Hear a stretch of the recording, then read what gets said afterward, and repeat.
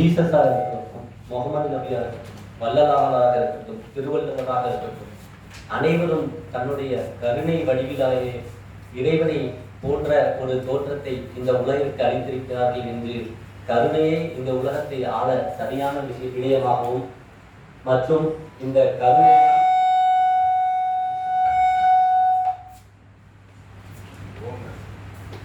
மற்றும் இந்த கருணைதான் உலகத்தை எந்த சண்டை சச்சரவுமின்றி வழிநடத்த சிறந்த ஒரு விடயமாக இருக்கும் என்று ஒரு சிறப்புரை ஆட்சி சென்ற ஐயா ராஜா ஐயா அவர்களுக்கு நன்றி. அடுத்ததாக தமிழ் கட்டிடக்கலையை உலகிற்கு அடையாளப்படுத்திய தஞ்சை பெரிய கோவில், அந்த தஞ்சை மண்ணிலிருந்து 2002ஆம் ஆண்டு தமிழருக்கு பெருமை சேர்க்க ஓர் இளம் வழக்கறிஞர் டெல்லியை நோக்கி புறப்பட்டார். 10 வருடத்திற்குள்ளாகவே தமிழ்நாட்டின் ஸ்டாண்டிங் கவுன்சில் ஆனார். நீட், காவேரி பிரச்சனை, முல்லை பெரியார், பாலாறு, பரம்பிக்குளம், கச்சத்தீவு போன்ற பல்வேறு பிரச்சனைகளில் தமிழ்நாட்டின் சார்பாக நின்று கையாண்டுள்ளார். தமிழ்நாட்டின் முக்கிய பல்வேறு சுற்றுச்சூழல், நீர் மேலாண்மை, இயற்கையை பாதுகாப்பதற்கான அனைத்து களங்களிலும் தமிழ்நாட்டின் சார்பாக உச்ச நீதிமன்றத்தில் இருந்து வழக்காடியுள்ளார். அவர்தான் இங்கு அமர்ந்திருக்கும் மூத்த வழக்கறிஞர் ஐயா பி பாலாஜி அவர்கள். ஆண் பாவம் பொல்லாதது, ஆண் பாவம் பொல்லாதது என்று ஒரு திரைப்படம் வந்ததற்கு பிறகுதான் ஜியு போர்ட் வேறு, காரல் மார்க்ஸ் வேறு என்று தெரியும் அளவிற்கு இன்றைக்கு இருக்கக்கூடிய ஜென்னிசெட் தலைமுறைகள் போன்ற நாங்கள் இருக்கின்றோம். இந்த நேரத்தில் எங்கோ ஒரு மூலையில் பிறந்த அறிஞர் ஜியு போப்பை பற்றியும், தமிழில் ஒரு அசைக்க முடியாத காவியமாக மிகச் சிறந்த படைப்பாக திகழ்கின்ற திருவாசகம் வேறு வேறு துருவத்தை ஒன்றாக இணைத்து ஒன்று சேர நமக்கு அமிர்தமாக ஊட்ட வருகிறார் ஐயா மூத்த வழக்கறிஞர் பி பாலாஜி அவர்களை. திருவாசகமும் அதிலே உருகிய ஜியு போப்பும் என்று தலைப்பில் சிறப்புரையாற்ற வருக வருக என்று அழைக்கின்றனர்.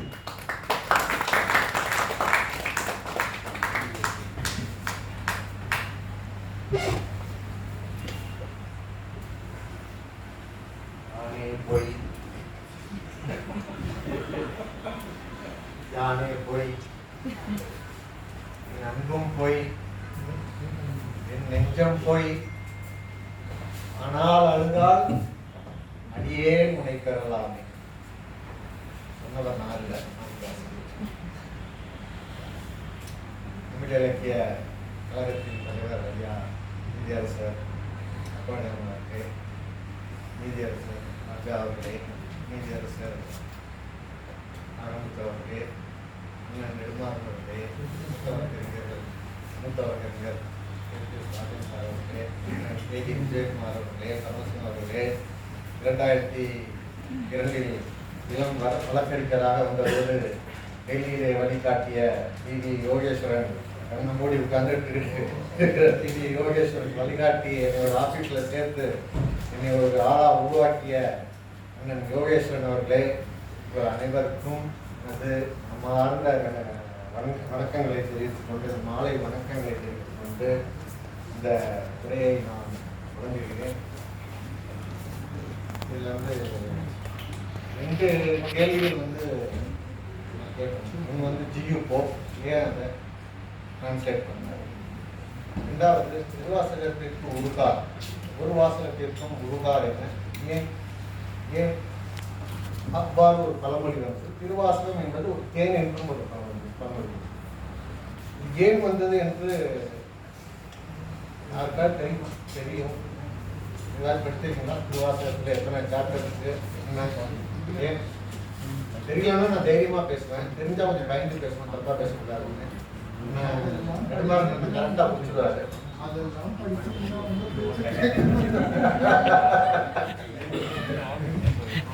நீதியரசர் ராஜா அவர்களே,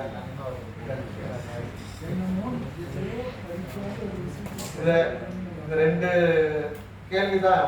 ஜியு போப் என்பவர் ஏன் அதை டிரான்ஸ்லேட் பண்ணணும், அவருடைய மிஷன் என்ன?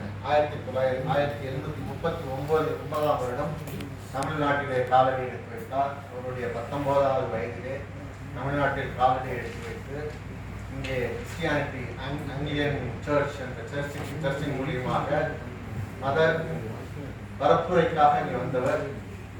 அதற்கு முன்பே 17வது வயதில் 1937 தமிழை படிக்க ஆரம்பித்து 39 இங்கே வரும் பொழுது அவர் 8 மாதம் படகிலே பாய்மர படகிலே பயணம் செய்து தூத்துக்குடியிலே வந்து இறங்கி பல்வேறு இடங்களில் வேலை செய்து 1851ஆம் ஆண்டு செயின்ட் பீட்டர் ஸ்கூல்ல டீச்சராக இருந்து தஞ்சாவூரிலே செயின்ட் பீட்டர் ஸ்கூல்ல டீச்சராக இருந்த ஐயாவுக்கு தெரியும். அந்த ஸ்கூல்ல டீச்சராக இருந்து கிட்டத்தட்ட 40 வருடம் நீங்கள் வந்து தமிழுக்கும் கிறிஸ்டியானிட்டியை பரப்புவதற்கும் அதற்கான வேலையையும் செய்து கொண்டு இதையும் செய்து கொண்டு இப்படியே வரும் பொழுது அவர் தமிழால் ஆட்கொள்ளப்பட்டார். எப்படி? அதுதான் கொஸ்டின். தமிழால் ஆட்கொள்ளப்படும் பொழுது அவர் வந்து அவருக்கு உதவியவர் வந்து ராமானுஜ சாஸ்திரி என்ற ஒரு தமிழ் ஆசிரியர். அவர் தான் வந்து அவருக்கு பயிற்றுவித்தார். அந்த பயிற்றுவித்த பிறகு தமிழ் மேல் ஏற்பட்ட ஈர்ப்பு காரணமாக சில புத்தகங்களை அவர் படிக்க நேர்ந்தது. படிக்க நேர்ந்தது தமிழ் மேல் ஆர்வம் வர 40 வருடங்கள் தொடர்ந்து தமிழ் படிக்கிறார். அவர் முதல் இயற்றிய இது வந்து கேட்டகிசம்ங்கிறது வந்து ஒரு மதத்தை பரப்புவதற்கு அங்க எந்த நாட்டில் சென்று மதத்தை பரப்புகிறார்களோ அந்த நாட்டில் என்ன பேச்சு மொழி வழக்கில் இருக்கிறதோ அந்த மொழியை வந்து கேள்வியும் பதிலும் அளித்து அந்த கேள்விக்கு மக்களுக்கு பதில் சொல்லி அவர்களை அதில் ஆர்வத்தை காட்டி மதத்தை மாற்றுவது அவர்களுடைய அதற்காக தமிழை கற்றுக்கொள்ள ஆரம்பித்தவர். 40 ஆண்டுகள் தமிழால் ஈர்க்கப்பட்டு 40 ஆண்டுகள் இங்கு சென்னையிலேயும் பெங்களூர், சென்னை, தஞ்சாவூர், தூத்துக்குடி எல்லா இடங்களிலும் உதகமண்டலத்தில் ஒரு ஸ்கூல் ஆரம்பிச்சு யூரோப்பியன் ஸ்டூடெண்ட்ஸ் படிக்கிறதுக்குன்னு ஒரு ஸ்கூல் ஆரம்பிச்சு யூரோப்பியன் ஸ்டூடெண்ட்ஸ் படிக்கிறதுக்கு ஒரு ஸ்கூல் ஆரம்பிச்சு அதுலேயும் பிரின்சிபலாக இருந்து அதுக்கு பிறகு வந்து 1881ங்கிறாங்க, சிலர் 85ல் அவர் வந்தது 1939. இன்று ஒன்று சொல்ல மறந்துவிட்டேன். இன்று அவருடைய 206வது பிறந்த நாள்.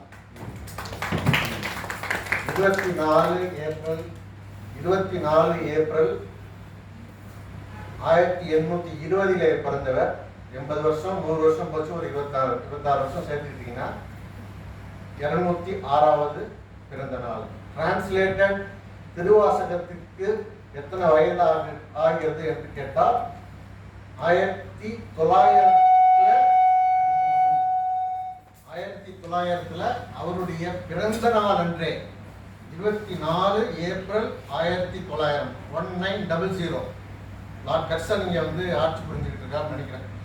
அந்த டைம்ல அந்த புக்கை இங்கே வந்து ரிலீஸ் பண்றாரு. அப்போ அவருக்கு வயது 73, 80 வயது, 80வது பர்த்டேல வந்து அவர் ரிலீஸ் பண்றாரு. அப்போ டிரான்ஸ்லேட் செய்யப்பட்ட திருவாசகத்திற்கு வயது 126. அவருக்கு இன்னைக்கு பர்த்டே, அவருடைய வயது 206. இது வந்து நான் என்ன நினைத்தேன்னா, நேற்று ஒரு நண்பர் ஒரு சீனியர் அட்வொகேட்ட பேசிட்டு இருந்தேன். இந்த மாதிரி நான் பேசுகிறேன், நாளைக்கு முடிஞ்சதெல்லாம் வந்திருந்தோன்னா ஒரு ஆர்பிட்ரேஷனுக்கு போகிறேன் அப்படின்னாங்க. அப்படின்னோடனே இந்த விஷயத்த சொல்லும்போது அந்த 26 ஏப்ரல் 1900 தான் வந்து அவர் வந்து ஆக்ஸ்போர்ட் யூனிவர்சிட்டியில் வேலிலால் யூனிவர்சிட்டிங்கிற ஒரு வேலிலால் காலேஜுங்கிற ஒரு காலேஜில் வந்து இந்த புக்கை ரிலீஸ் பண்ணோன்னா அவங்க டக்குன்னு என்கிட்ட சொல்கிறாங்க 24 நாளைக்கு 24 காலேஜ்.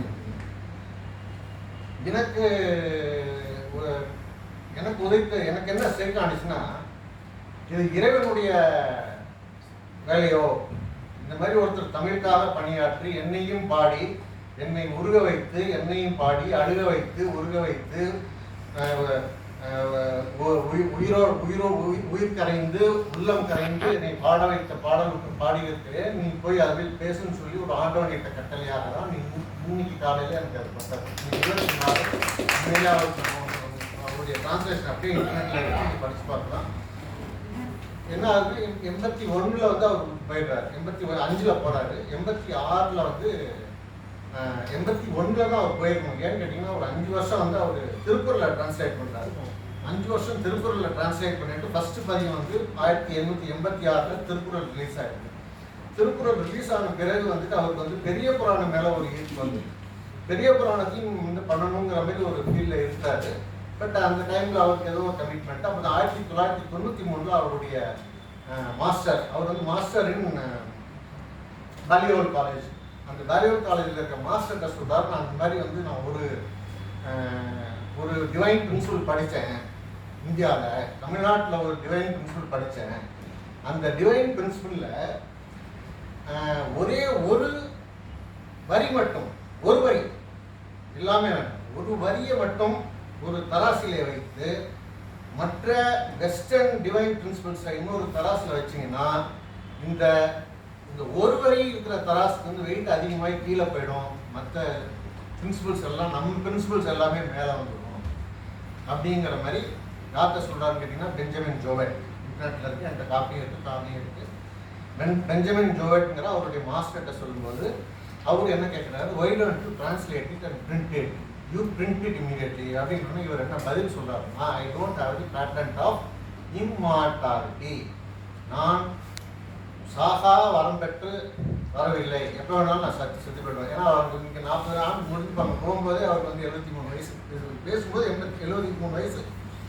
இவர் திருவாசகத்தை டிரான்ஸ்லேட் பண்ணுறதுக்கு 6 வருஷம் ஆயிருக்கு. 1900 தான் வந்து 1893 வந்து இந்த பேச்சு நடைபெறுது. 1900 அவர் வந்து 24 ஏப்ரலில் அதை ரிலீஸ் பண்ணுறாரு. அப்போது 7 வருஷம் கிட்டத்தட்ட அந்த டிரான்ஸ்லேஷனுக்கு மட்டும் எடுத்திருக்காரு. அதில் வந்து திருவாசகத்தில் மொத்தம் 51 சாப்டர். முதல் சாப்டர் திருவாசகம், முதல் சாப்டர் வந்து சிவபுராணம். இந்த சிவபுராணத்திலேருந்து கடைசி சாப்டர் 51வது சாப்டர் வரைக்கும் பார்த்தீங்கன்னா 658 பாடல்கள் உண்டாங்க.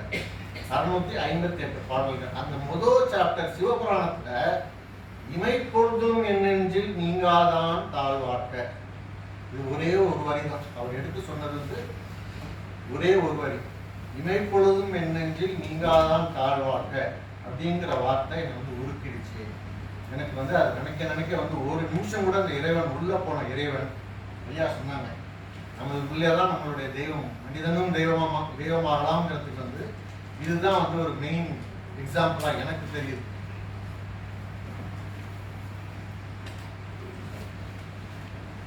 மனிதனும் தெய்வமாகலாம்ங்கிறதுக்கு இமைப்பொழுதும் என் நெஞ்சில் என் உள்ள போயிட்டாரு, சிவன் என் உள்ள போயிட்டார். ஆனால் ஒவ்வொரு மதமும் ஒவ்வொரு வடிவங்களை கொடுத்திருக்க ஒழிய இந்த இறை கருணை, பண்பு, பற்று, மற்ற உயிர்கள் மேல் இருக்கின்ற அனுதாபம், இவைகள் தான் நம்மளிடம் இறைவனாக பிரதிபலிக்கிறான் என்பது வந்து அதை வந்து சொல்றாரு. சொன்னோன்னே நீ immediately start your work, you have a great work in progress. யாரு? அவங்க மாஸ்டர் சொல்றாரு, Benjamin Jowett. when you have a great work in progress, that is the way to live long. The God will not take you unless you complete that work. You start immediately. 1893 கரெக்டாக 1900 ஜனவரி 24 அதே பாலியார் காலேஜில் இந்த புக்கை வந்து அவர் release பண்ணுறாரு. Release பண்ணிவிட்டு அதுக்கு பிறகும் 7 வருடம் இருக்கிறாரு. பிப்ரவரி 11ஆம் தேதி 1907ஆவது வருடம் அவருடைய ஆன்மா சாந்தி அடைந்தது. இதுக்கு நடுவில் பெரிய புராணத்தையும் டிரான்ஸ்லேட் பண்ணியிருக்காரு. பெரிய புராணம் இல்லாமல் சில டிரான்ஸ்லேஷன் வந்து அவர் அதை மட்டும் நான் பார்த்துக்கிறேன். என்ன சொல்றாரு,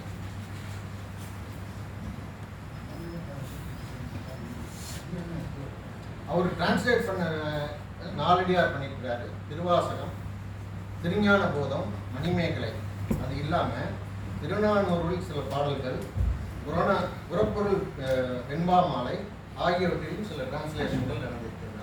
அப்பொழுது அவருக்கு என்ன ஒரு பற்று இருந்திருந்தால், தமிழ் மேல் உள்ள பற்று, தமிழ் பிலாசபி மேலே இருந்த பற்று இருந்திருந்தால், அது எந்த மதம் வேணாலும் இருக்கும். இப்போ நம்ம பாடுறது அந்த நம்ம சொல்ல போகிற விஷயங்களில் வந்து நம்ம மதங்கள்லாம் தெரியாது. நம்ம வந்து ஒரு இறைவனை வந்து எப்படி அடையிறது அப்படிங்கிறது மட்டும்தான் வந்து வழி. சொர்க்கத்துக்கு போகலான்னு ஐயா பேசினாங்க. சொர்க்கத்துக்கு எப்படி போகிறதுங்கிற வழியை மட்டும்தான் இவருடைய மோனிகாசம். மற்ற எல்லா பாடல்களையும் பார்த்தீங்கன்னா எனக்கு புகழ் வேணும், புகழ்ச்சி வேணும், சொத்து வேணும், சுகம் வேணும், கல்யாணம் வேணும், அப்புறம் ஒய்ஃப் வேணும், ஒய்ஃப் வேண்டாம், இது இந்த பிரச்சனைகள்லாம் வரும். இப்போ வந்து அவர் வந்து இதெல்லாம் எனக்கு வேண்டாம் அப்படின்ட்டு. மாணிக்கவாசகருடைய பிரின்சிபல் என்னன்னா, இந்த அல்லல் பிறவி அறுப்பானே ஓ என்று, அல்லல் பிரிவையை நீக்குது. பிறவி பிறப்பெருக்கும் அறுக்கும் எங்கள் பெருமான் 4 வார்த்தைகள் வந்து சொல்றார். அல்லல் பிறவி அறுப்பானையோ என்று பிறப்பருக்கும் எங்கள் பெருமான். மூணாவது வந்து மாயை பிறப்பருக்கும் எங்கள் பெருமான். அதே மாதிரி வந்து இன்னொரு இடத்துல அல்லல் பிறவி அர்ப்பணம் மூணு நாலு இடங்கள்ல வந்து பிறவியை பற்றி சொல்லிடுறாரு. இந்த பிறவி வினை செய்ய செய்ய உங்க பாவங்களோ உங்க புண்ணியங்களோ அந்த வினைகள் செய்ய செய்ய உங்களுக்கு வந்து உங்க தராசு ஏறும் இறங்கும் ஏறும் இறங்கும் ஏறும் இறங்கும் ஏறும் இறங்கும். இது ஆரம்பிக்கும் போதே இந்த பாடல் இவர் இப்போ இந்த டிரான்ஸ்லேஷன் நான் ஜியூகோ பற்றி சொல்லிட்டாங்க, எப்படி அட்ராக்ட் ஆனாரு அதில். அப்புறம் என்ன பண்ணுறாங்க, அந்த ஜியூகோப் வந்து இந்த மாதிரி டிரான்ஸ்லேட் பண்ணினாருங்கிறதுக்காக டிரான்ஸ்லேட் பண்ணும் பொழுது இங்கே இருந்த ஒரு justice Subramania Iyer, he was a second Tamil European judge in 1895 வந்து ஜட்ஜ் ஆகி 1899 வந்து he was acting CJI ஐயாமடி. 1906 அவர் வந்து ஆக்டிங் சிஜிஐ. அவருக்கு சில உதவிகளை வந்து இவருக்கு செஞ்சிருக்கிறார். யாருக்கு செஞ்சிருக்கிறார்? சுப்பிரமணிய ஐயர், ஜஸ்டிஸ் சுப்பிரமணிய ஐயர் தமிழ் டிரான்ஸ்லேஷனுக்காக சில போக்குவரத்துகள் கடிதங்கள் நடந்திருக்கு. இந்த போக்குவரத்து கடிதங்கள் நடந்து இருக்கும்போது இவர் வந்து எல்லாத்தையும் முடிச்சுட்டு வந்து அவருடைய டிரான்ஸ்லேட் காப்பியை அவர் காப்பி அனுப்பும்போது ஒரு லெட்டர் எழுதுறாரு. அந்த லெட்டர் எழுதும்போது என்ன ஆகுதுன்னா, அவர் அறியாமலே அந்த கண்களில் வந்து கண்ணீர் வந்து கொட்டுது. அவர் அறியாமலே அந்த கண்ணீர் கொட்டுது. கண்ணீர் கொட்டும்போது அப்போ அவர் எழுதுறாரு. அந்த அதோடைய காப்பி வேணும்னா லெட்டர் இருக்கு, நீங்கள் விக்கிபீடியாவில் விக்கி மூலம்னு ஒரு அதில் வந்து அந்த காப்பி அந்த ஜஸ்டிஸ்க்கு அவர் அந்த லெட்டர் எழுதும்போது அந்த லெட்டரில் வந்து அவர் என்ன சொல்றாரு, நான் யாருக்கு லெட்டர் எழுதினாலும் திருவாசகத்திலிருந்து ஒரு வரியை எடுத்து மேலே எழுதி அந்த லெட்டரை தான் நான் வந்து எல்லாத்துக்கும் அனுப்ப ஆரம்பித்தேன். அதே மாதிரி உங்களுக்கு லெட்டர் எழுதும் பொழுது கண்ணீர் தாரத்தாரையாக விழுந்து மேலே இருக்கும் சில பகுதிகளை அழித்து விட்டது. டிஸ்டார்டட் லெட்டர் அப்படிங்கிறாங்க. இது சில வேர்ட்ஸ் டிஸ்டார்டட் ஆயிடுச்சு. இருந்தாலும் நான் அதை கிழிக்க எத்தனித்தேன். ஆனால் அதை எத்தனைக்கு எனக்கு மனசு இல்லை. ஏன்னா நான் விட்ட கண்ணீர் தான் அந்த சிவபெருமானாக எனக்கு தெரிந்தார்.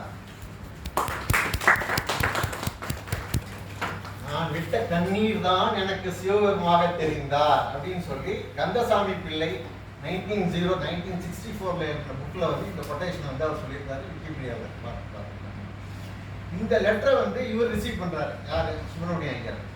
சுப்பிரமணிய ஐயர் ரிசீவ் பண்ண வந்தோடனே அவர் என்ன பண்ணிட்டாரு, பார்த்தோன்னே இந்த டிஸ்டார்டட் லெட்டர்ஸ் தான் வந்து ஐ ஃபீல் லைக் உள்ள இருக்க கருணை வந்து சிவனாக வெளிப்பட்டது அப்படின்னு சொல்லி அந்த சிவனாக வெளிப்பட்ட லெட்டரை வந்து அப்படியே வந்து இவர் வந்து ஃப்ரேம் பண்ணி தன்னுடைய பூஜை அறையில பூஜித்து இன்று வரையும் தமிழகத்தில் உள்ள ஏதோ ஒரு மியூசியத்தில் இன்றும் பாதுகாக்கப்படுகிறது என்று அந்த விக்கிபீடியா மூலியமாக நான் நினைக்கிறேன். இதெல்லாம் வந்து இதை பற்றியான ஸ்டோரி இன்னும் நம்ம வந்து இதுக்குள்ளே போல, திருவாசகத்துக்குள்ளே போல, ஒரு வேற்று நாட்டு மனிதர் உள்ளே வந்து தமிழை படித்து திருவாசகத்தை படித்து அதுக்கு எவ்வாறு உருக்கி எவ்வாறு அவர் பண்ணிட்டாருங்கிறத இதை நான் சொல்கிறேன். இதை முடிச்ச உடனே நமக்கு தான் நன்றிகள் நிறையா இருப்பாங்க நம்ம ஊரில். ஒருத்தர் ஏறினா டவுன் முடிச்சுக்கணும் இல்லையா? அப்போ வந்து அங்கே இருக்கிற இவருக்கு வேண்டாம் பிடிக்காதவங்க என்ன பண்ணுறாங்கன்னா சொசைட்டி ஆஃப் ஜீசஸ்னு ஒரு கோர்ட் இருக்காங்க. இந்த சொசைட்டி ஆஃப் ஜீசஸில் வந்து அவர் வந்து பாஸ்போர்ட் பண்ணுறாங்க. நீ வந்து நீ கிறிஸ்டியானிட்டிக்காக நீ ஸ்ப்ரெட் பண்ண போய் நீ வந்து வேற மதத்திற்கு வந்து நீ வந்து அடிமையாகிட்டியா, ஒரு இன்ஃப்ளூயன்ஸ் பண்ணிட்டாங்க. அடிமை ஒரு அதில் வந்து நீ ஆர்வம் காட்டி இந்த மாதிரி புக்குகள்லாம் நீ டிரான்ஸ்லேட் பண்ணுறீங்க, அதனால உங்களை பாஸ்போர்ட் பண்ணுறோம், இது வந்து கிறிஸ்டியானிட்டிக்கு பண்ண துரோகம் அப்படின்னு சொல்லி அவர் வந்து கூப்பிட்றாங்க. கூப்பிட்டோன்னே இவரும் போய் ஆஜராகிறாரு. நான் தான் பண்ணேன், எனக்கு என்ன தண்டனை கொடுக்க முடியுமோ அந்த தண்டனையை கொடுங்க அப்படின்னு ஒத்துக்கிறாரு. ஒத்துக்கிட்டோன்னே இது நடந்தது வந்து 1945.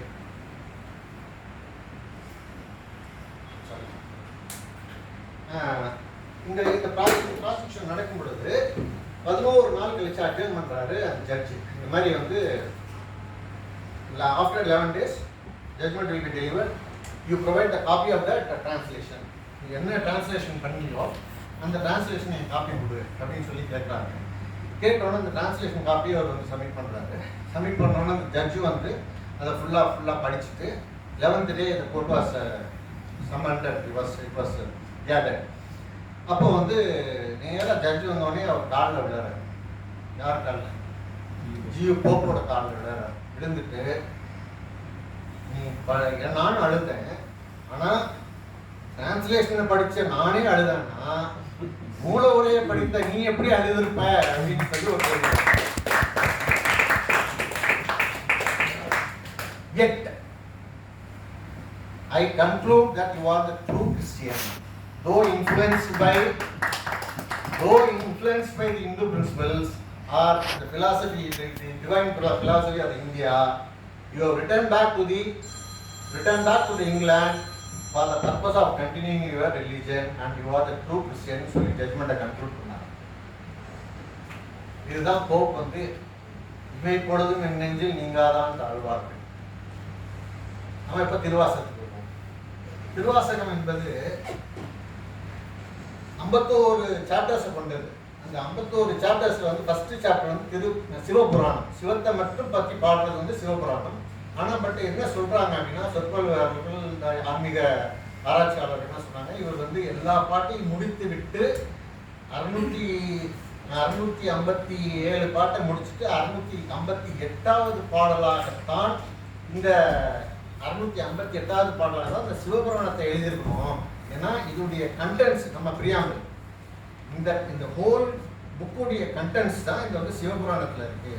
அதனால நீங்க சிவபுராணம் ஒன்றை படிச்சீங்கனாலே அதுல வந்து இருக்கிற சாராம்சம் தான் வந்து மற்ற இடத்துலலாம் பரவி இருக்கு அப்படிங்கிற மாதிரி ஒரு கருத்து சொல்றாங்க. அந்த சிவபுராணம் வந்து 95 வரி, முதல் சாப்டர் 95 வரி, ரெண்டாவது சாப்டர் வந்துட்டு கீர்த்தி திரு அகவல். This contains 80 lines. Third one is திருவண்ட பகுதி. திருவண்ட பகுதியில் வந்து கிட்டத்தட்ட 145 லைன்கள் இருக்கு. திருவாசகத்தில் 95 லைன் இருக்கு. திருவண்ட பகுதி சொல்லிட்டேன். அதுக்கு அடுத்தது வந்து போற்றி திருவாகவல். போற்றி திருவாகவல் வந்துட்டு 225. அதுக்கப்புறம் திருச்சதகத்தில் வந்துட்டு 800 வரிகள் இருக்கு. இந்த மாதிரி பாடல்கள் வந்து இந்த பாடல்களை தான் வள்ளலார் பின்னாடி அவர் 6000 பாடல்களாக விரிவுபடுத்தி பாடி, அந்த கொட்டேஷன் பாருங்க, வள்ளலாருடைய கொட்டேஷன் என்ன எழுதுறாருன்னா, வான் கலந்த மாணிக்க வாசகா நின் வாசகத்தை நான் கலந்து பாடுங்கால் நற்கரும்பின் சாற்றினிலே தேன் கலந்து பால் கலந்து செலுங்கனி தேன் சுவை கலந்து, அந்த தேன் கலந்தது இல்லாம ஒரு பழத்தோட எடுத்து அது தேன் சுவை இருக்கிற பழத்தோட அதையும் கலந்து ஊன் கலந்து உயிர் கலந்து உவட்டாமல் இனிப்பதுவேன்னு சொல்லி வள்ளலார் படம். வள்ளலார் வந்து மாணிக்க வாசகரை குறிப்பிடும் போது வான் கலந்த மாணிக்க வாசகா அப்படின்னு சொல்லி சொல்றாரு. இப்போ இந்த இதுல வந்து என்னென்ன உருக்கமான வரிகள் இருக்கோ அந்த வரிகளை முன்னாடி சொல்லியிருந்தேன். சிவபுராணத்துல மட்டும் நான் ஆரம்பிக்கிறேன். இப்போ யானே போய் என் நெஞ்சம் போய் நான் ஆரம்பிச்சேன். என் அன்பும் போய் ஆனால் அழுதால் சிவனை அடையலாமே, இறைவனை அடையலாமே. சிவன் வச்சுக்கோன்னா இறைவனை அடையலாமே, ஆனால் அழுதால் இறைவனை அடையலாமே. தேனே அமுதே தித்திக்கும் மானே, தெவிட்டாத மானே, தேனே அமுதே தித்திக்கும் கருமின் தெளிவே தித்திக்கும் மானே, அடியேன் அழுதால் உன்னைப்ப வந்து அருள்மாறு, அடையேன் அழுதால் உன்னைப்பு வந்து அருள்மாறு அப்படிங்கிற மாதிரி அதை வந்து முடிப்பாங்க. அது வந்து எதில் வரும்னா திருச்சதகத்தில் வரும்.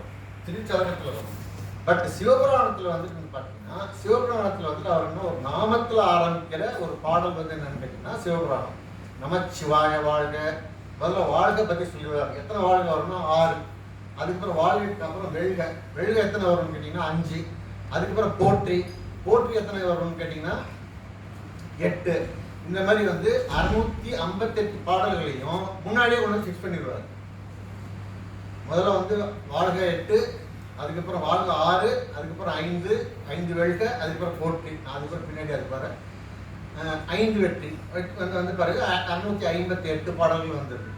இதில் இந்த முக்கியமான சரத்து என்னன்னு கேட்டிங்கன்னா, நமச்சிவாய வாழ்க, நாதந்தாள் வாழ்க்கை, மேற்கொழுது நெஞ்சில் நீங்காதான் வாழ்க. இந்த லைனில் அப்படியே கீழே வந்தீங்க அப்படின்னா, சிவன் அவன் என் சிந்தையுள் உள்ள அதனால், சிவன் அவன் என் சிந்தையுள் உள்ள அதனால், அவன் அருளாலே அவன் தாள் வணங்கி, சிந்தை முழுதும் சிவபுராணம் தன்னை முந்தை வெளி முழுதும் ஓய முந்தை வினைனா முன் பிறவில நான் செஞ்ச வினை.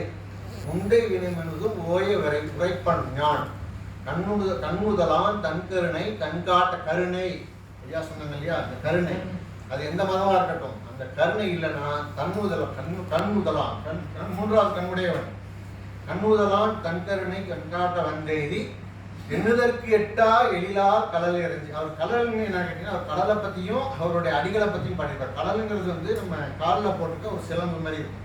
அந்த கடல்களை நம்ம பார்த்துட்டாலே போதும். அதை பார்த்துட்டா அந்த நம்ம வந்து இந்த பிறந்த பிணை இருப்பாருங்க எல்லாம் கழிஞ்சு போய் நம்ம வந்து அடுத்த பிறவியை நம்ம வந்து போகாம இறைவனோட்டின் கலக்கலாம் அப்படிங்கிறது தான். நமச்சிவாயக்கு என்ன மீன்னா, நிலம் நீர் நெருப்பு காற்று ஆகாயம். நிலம் நீர் நெருப்பு ஆகாயம் காற்று, இதில் தான் மெர்ஜாக போகிறோம். இங்கே வந்தோம், அங்கேருந்து தான் போகிறோம். அதனால வந்து இது நீங்கள் இன்னமும் சிலர் வந்து வேறு மாதிரி டெவலப் பண்ணி சொல்கிறாங்க, அது வேண்டாம்.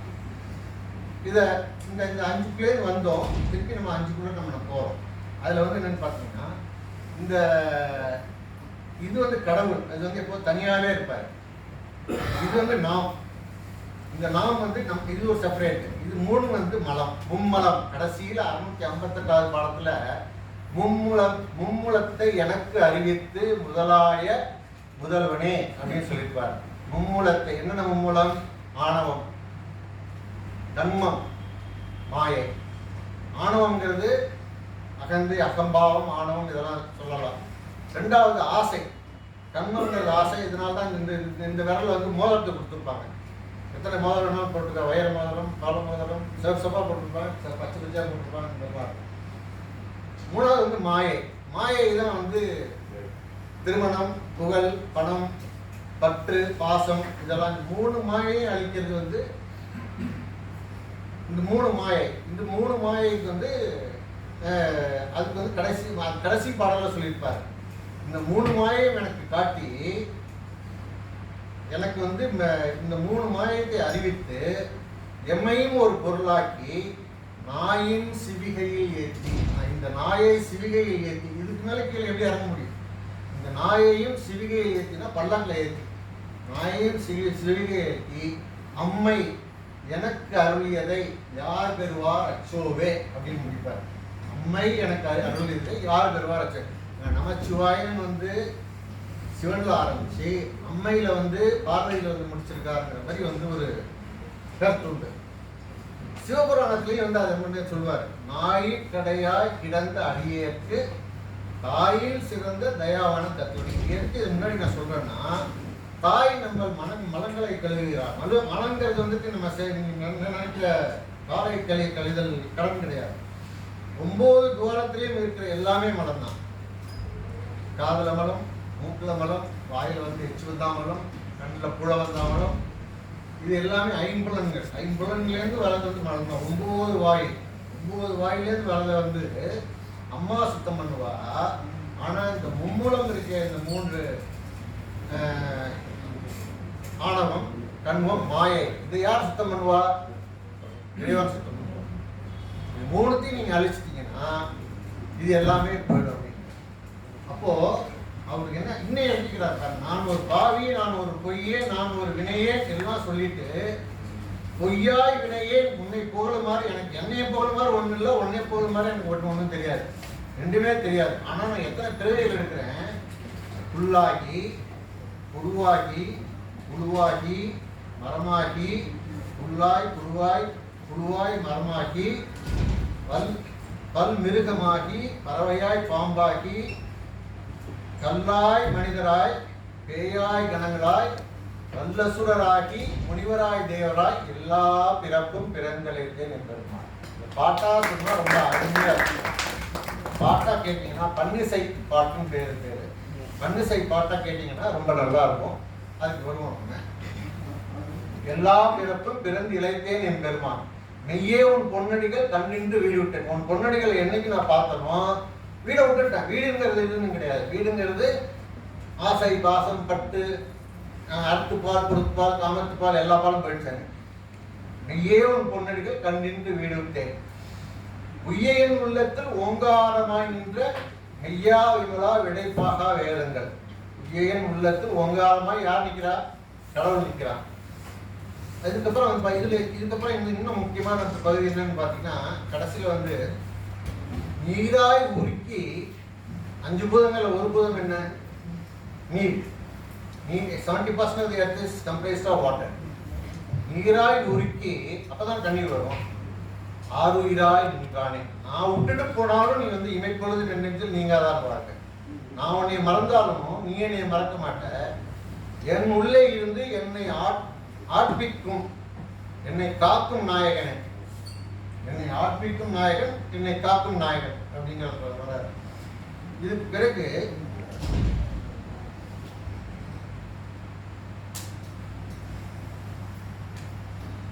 ஆற்றின்ப வெள்ளமே அத்தாமிக்காய் நின்றான்னு ஒரு வார்த்தை வரும். ஆற்றின்ப வெள்ளமே என்பது என்ன பண்ணா, மாணிக்கவாசகர் வந்து மதுரையுடைய முதலமைச்சர், அப்ப இருந்த அரசன் வந்து முதலமைச்சர்.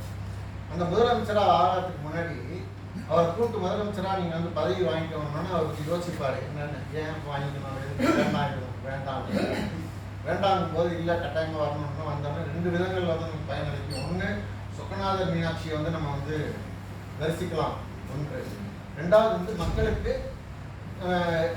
பவர்ஃபுல்லாக இருக்கிறதுனால மக்களுக்கு பல நன்மைகளை செய்யலாம். 2 விஷயத்துக்காக அவர் ஒத்துக்கிட்டு என்ன பண்ணுவார், நிறைய அரசன் வந்துடுவார். அரசன் வந்து அவருக்கு ஒரு பெரும் பொருள் கொடுத்து நீ போய் குதிரை வாங்கிட்டு வா, எல்லா குதிரையும் பலசாரத்துன்னு சொல்லி அனுப்பும்போது இவர் நேராக வந்து திருப்பெருந்துறை, அதுதான் வந்து துறைமுகம். அந்த துறைமுகத்தில் வந்துட்டு குதிரை வாங்கறதுக்கு வர்றார். அந்த குதிரை வாங்கறதுக்கு வரும்பொழுது அவர் வந்து அந்த இறைவனால் ஆட்கொள்ளப்பட்டு ஒரு மரத்தடியில் வந்து இறைவன் உட்கார்ந்து நீ அங்கெல்லாம் போனீங்க வா அப்படின்னு சொல்லி ஏதோ சொல்ல போக அவர் மயங்கி அங்கே ஒரு கோயில் கட்டிடுறாரு, பெரும் கோயில். காசெல்லாம் போச்சு. காசெல்லாம் போனோன்னே இங்கே வான்னு சொல்லி வந்து திருப்பி வந்து 20 தவறு அனுப்பணும்னா அவர் போகல. அரசன் போகாம கோவப்பட்டுறாரு. அரசனுக்கு வந்து கோவம் வந்துடுது. அப்படி கட்டி எடுத்துட்டு வா அப்படின்னு சொல்லி வந்து இதில் போட்டுடுறாங்க, ஜெயிலில் போட்டுடுறாங்க. அப்போதான் வந்து இவரை காப்பாற்றணுங்கிறதுக்காக சிவபெருமான் நல்லாடுறாரு. வைகை ஆற்றுல பெரும் வெள்ளம், வைகை ஆற்றுல பெரும் வெள்ளம். வெள்ளத்தில் வந்துட்டு வெள்ளத்தை அடைக்கிறதுக்கு நிறைய ஆட்கள் போகிறாங்க.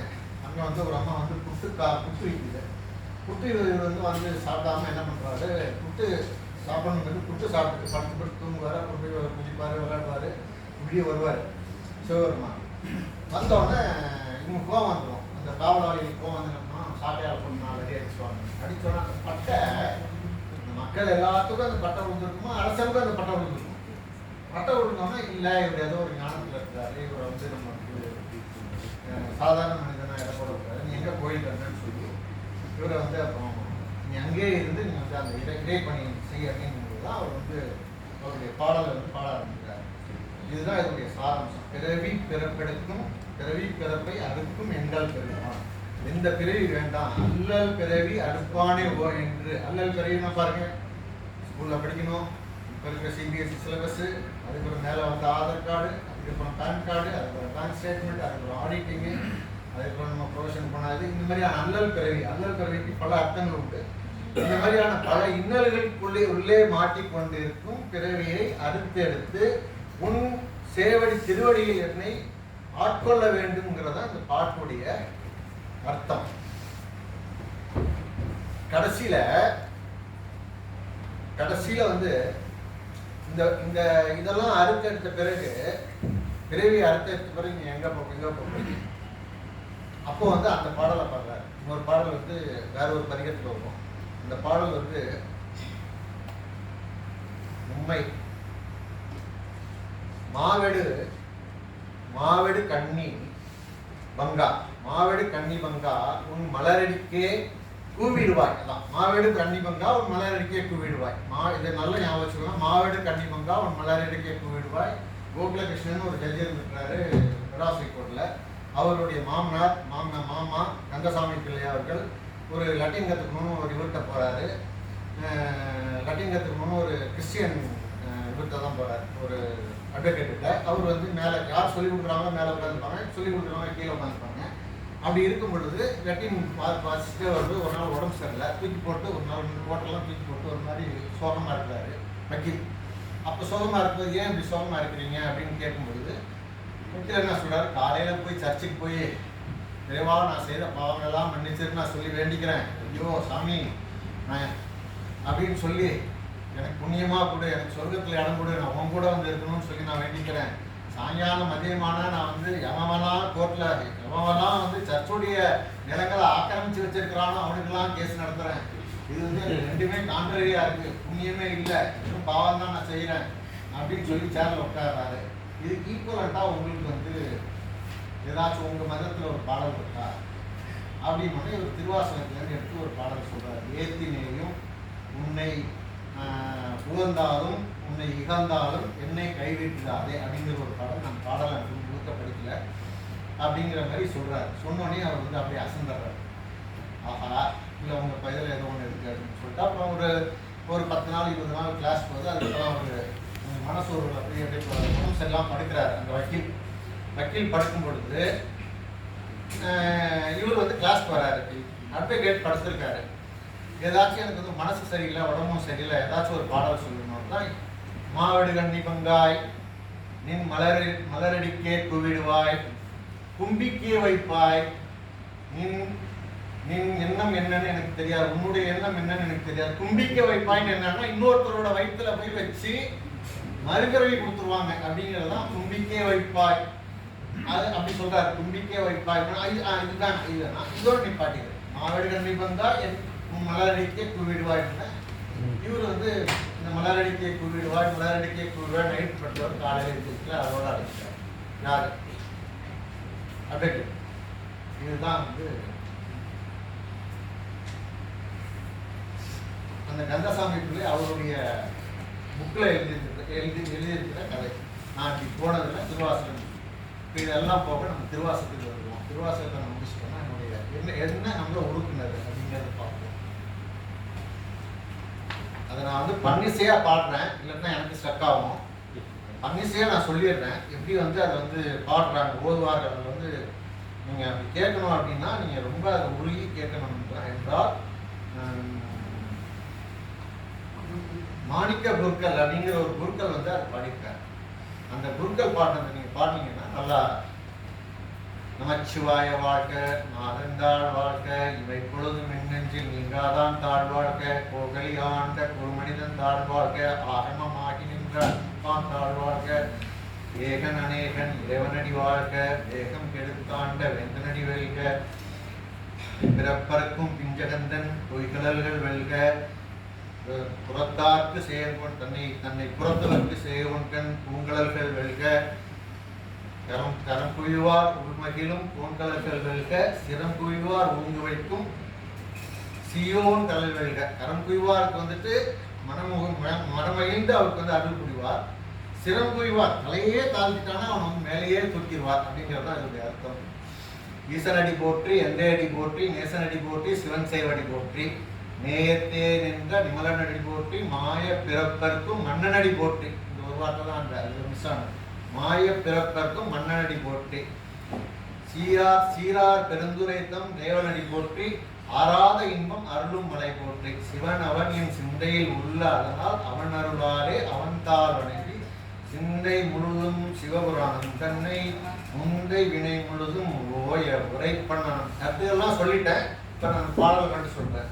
சிந்தை முழுதும் சிவபுராணம் தன்னை முந்தை வினை முழுதும் ஓய உரைப்பண்ணான் கண்ணுதலான் கண்கருணை கண்காட்ட வந்த ஏறி எண்ணுவதற்கு எட்டா எல்லா கடலெழுச்சி விண்ணிறைந்து மண்ணிறைந்து விக்கா விலங்கொலியாய் என் இறந்து என்னே செத்து போச்சு என் இறந்து எல்லை இல்லாதான நின் பெரும் சீர் என்பது உன்னுடைய பெருமை. பொல்லா வினையே புகழுமாறு ஒன்றறியேன் புல்லாகி பூடாகி புழுவாகி மரமாகி வன்மிருகமாகி பறவையாய் பாம்பாய் கல்லாய் மனிதராய் பேயாய் கணங்களாய் கல்லாய் மனிதராய் பேயாய் கணங்களாய் வல்லசுரராகி முனிவராய் தேவராய். வல்லசுரராக ஆகும்போது அவனுக்கு வந்து மிருக குணமாக இருக்கும். மிருக குணமாக இருக்கும் பொழுது அவன் வந்து ஞானத்தில் வந்து உட்கார்ந்தானா அப்படின்னா தியானத்தில் இருந்தானா அவன் முனிவராகிறான். முனிவரான பிறகு புலன்களையும் அடக்கினான் என்றால் அவன் தேவராகிறான். அதுதான் அது அப்படின்னு சொல்றாரு. கல்லாய் மனிதராய் தேவராய் வல்லசுரராகி முனிவராகியராய் எல்லா பிறப்பும் பிறந்தளித்தே நின்பெருமான் மெய்யே உன் பொன்னடிகள் கண்ணின்று வீழுட்டேன் உய்யன் உள்ளத்தில் ஓங்காரமாய் நின்ற மெய்யா விமலா விடைப்பாகா வேதங்கள் ஐயா என ஓங்கி ஆழ்ந்த அகன்ற நுண்ணியனே. ஐயா என ஓங்கி ஆழ்ந்து அகன்ற நுண்ணியனே. ஐயா தகப்பனே என்னை காப்பாத்து, திருப்பி இன்னொரு கருவியை கொடுத்துறாத, உன் காலடியில வந்து நீ சேர்த்துரு அப்படின்னு சொல்றதுதான் வந்து ஐயா என ஓங்கி ஆழ்ந்த அகன்ற நுண்ணியனே. அதுக்கு பிறகு வந்து வெய்யாய் தனியாய் வியமான நான் விமலாய். வெய்யாய்னா வெப்பமாயும் இருக்கிற தனிந்து குளிர்ச்சியாய் இருக்கிற, வெப்பமாய் இருந்து தனியாய் குளிர்ச்சியா இருந்து எஜமானாய் இருந்து வெய்யாய் தனியாய் வியமான நாம் விமலாய் பொய்யாகின எல்லாம் போயகல வந்தருளி விஞ்ஞானமான மெழுகின்ற மெய்ச்சுடரே. விஞ்ஞானம்ங்கிறது அறிவு. விஞ்ஞானமாகி மெழுகின்ற மெய்ச்சுடரே அஞ்ஞானம் தன்னை அஞ்ஞானமாகி மெழுகின்ற மெய்ச்சுடரே விஞ்ஞானம் தன்னை அகழ்விக்கும் நல்லறிவு. அஞ்ஞானம் தன்னை அகழ்விக்கும் நல்லறிவு ஆக்கம் அளவிருது இல்லா அனைத்துலகும் ஆக்குவார் காப்பார் அழிப்பார் பொருள் தருவார் போக்குவார் என்னை புகழிப்பாய் நின் கொழும்பில் நாற்றத்தின் நேரியாய் சேயாய் நனியானே.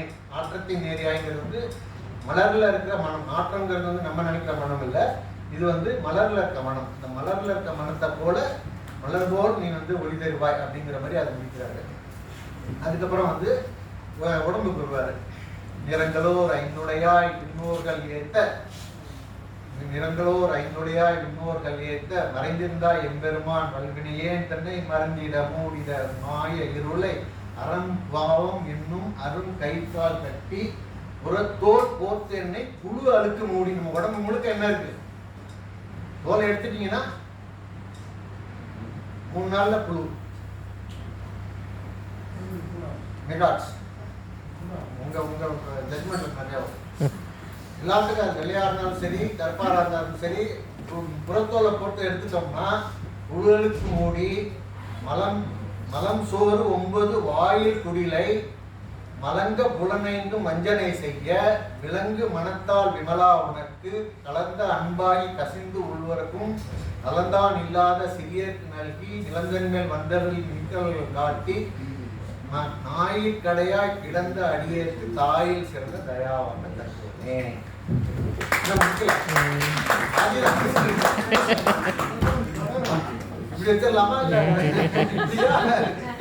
மாசற்று ஜோதி மலர்ந்த மலச்சுடனே தேசமே தேனார் அமுதே சிவபுரனே பாசமாம் பட்டருக்கு பாரிக்கும் ஆரியனே தேச அருள் புரிந்து நெஞ்சில் வெஞ்சம் பெற பேராது நின்ற பெருங்கருணை பேராட அமுதே அளவிலா பெண்மானே ஓராத உள்ளத்து ஒளிக்கும் ஒளியானே நீராய் ஒழுகிய நாருவியாய் நானே சொல்லிட்டு இன்பமும் துன்பமும் இல்லானே உள்ளானே. யார் யாரு மனசுல இருக்கிறானோ அவங்க உங்க ஹாப்பினஸ் இருந்துச்சுன்னா இவருக்கு ஹாப்பினஸ். ஹாப்பினஸ்ல துக்கம் இருக்கிறதுனா தலைவர் வந்து என்ன சொல்றாங்கன்னா அடுத்ததான் தொடரலான்னு சொல்றாங்க. எனக்கு ஒன்று ஆச்சு அடுத்த 1 மணி நேரம் இல்ல 10 நிமிஷம்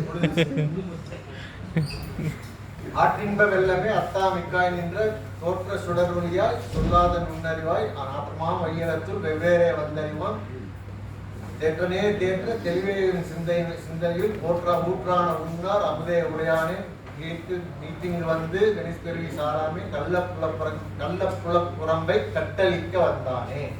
கள்ளப்புலப்புறம்னா நம்மளுடைய புலங்கள்.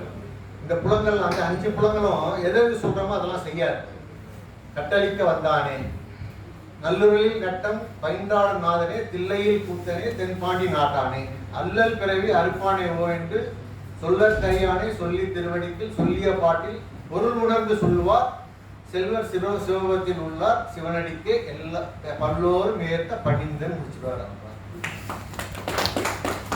இது வந்து 95 வரி. அப்புறம் வந்து அவர் வானாகி மண்ணாகி வழியாகி ஒளியாகி ஊனாகி அதெல்லாம் சொல்லுவாரு. அதுக்கு பிறகு வந்து பாரிடை பறந்தாய் பாரிடை 5ஆய் பறந்தாய் போட்டு 5ஆய் வந்து பறக்கிறார்.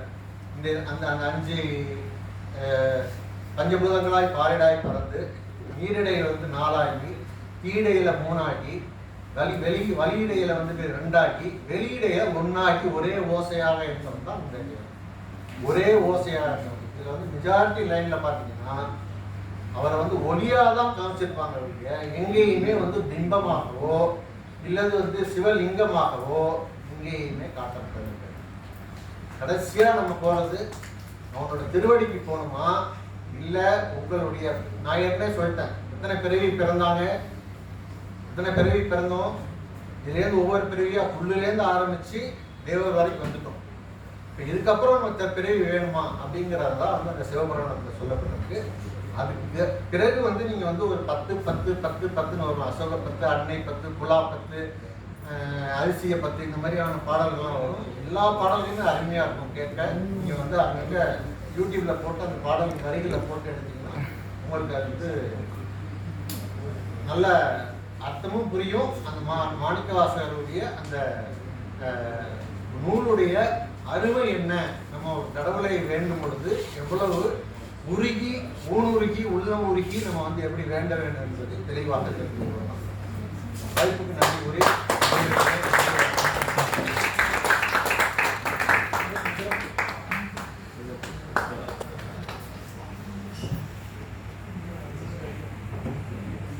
ஐயா ரொம்ப நன்றி. அதாவது ஒரு மிகப்பெரிய திருவாசகத்தை வந்து ஒரு சில மணித்துளிகள்ல, அதாவது சில மணி நேரங்கள்ல வந்து என்ன பண்ணியிருக்காங்க, அப்படியே ஒரு முழு வாழ்வுக்கும் வந்து திருவாசகம் வந்து முழு வாழ்வையும் எப்படி மனிதர்களுக்கு எடுத்துரைக்குது அப்படிங்கிறத ரொம்ப சிறப்பா சொல்லிட்டு போய் அந்த ஜட்ஜு முன்னாடி வந்து ஜட்ஜே வந்து அதை என்ன பண்ணிட்டாரு, அவரை எந்த விதமான பனிஷ்மெண்ட்டும் கொடுக்காம நீ போய் தொடரு அப்படிங்கிற அளவுக்கு திருவாசகத்தோட ஸ்ட்ரென்த் என்ன, அது வந்து எவ்வளவு ஆழமான கருத்துக்களை கொண்டு எங்க எல்லாருக்கும் விளங்க வைத்த மூத்த வழக்கறிஞர் ஐயா பி பாலாஜி அவர்களுக்கு நன்றி. அதாவது தமிழ்ல இவ்வளவு விஷயங்கள் இருக்கு அப்படிங்கிற பொருள் நமக்கு தெரியுது. இந்த மாதிரி மேடைகள் வந்து எவ்வளவு அவசியமானது அப்படின்னு அதை வந்து லீட் பண்ணிட்டு இருக்க எங்க ஐயா கற்பக நாகரிகம் ஐயா, அப்புறம் நாகமுத்து ஐயா, அதுக்கப்புறம் நெடுமாறன் சார், இவங்களுக்குலாம் வந்து நிறைய நம்ம நன்றி சொல்ல கடமைப்பட்டிருக்கோம். அடுத்ததா வந்து வாழ்த்துறைக்காக நாங்க ஒருத்தரை கூப்பிட்டு இருக்கோம். இவரோட பேரை நாங்க எப்போதுமே வந்து கடைசியா தான் இறுதியா தான் வந்து கூப்பிடுவோம். ஏன் அப்படின்னா எல்லா திரைப்படங்கள்லையும் வந்து டைரக்டரோட பேரை வந்து இறுதியா தான் வந்து என்ன பண்ணுவாங்க, காமிப்பாங்க. அப்படி எங்க எல்லாத்தையும் இந்த ஒட்டுமொத்த தமிழ் சமூகத்தை